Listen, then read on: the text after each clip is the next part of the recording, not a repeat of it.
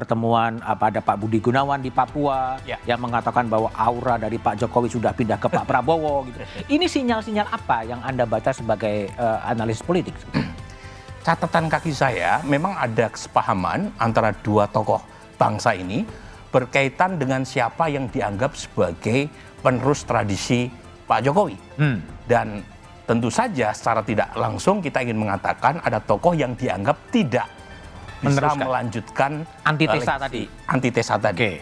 Dan ada nama lain yang dianggap bisa meneruskan tradisi politik pemerintahan Pak Jokowi dalam rahim ideologis nasionalisme tadi. Bisa Ganjar Pranowo, bisa Pak Prabowo Subianto.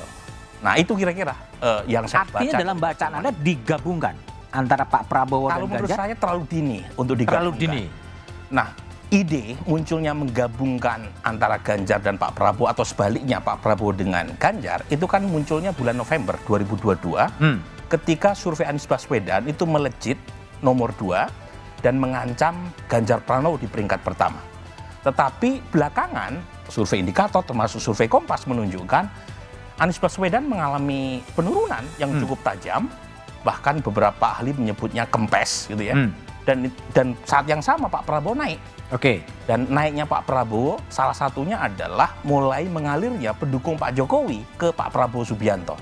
Nah kalau misalnya Pak Prabowo menguat dan Ganjar Pranowo juga masih stabil peringkat pertama atau kedua, saya kira agenda untuk menduetkan dua tokoh ini menjadi opsi paling akhir ketika misalnya Anies Baswedan dianggap mengancam.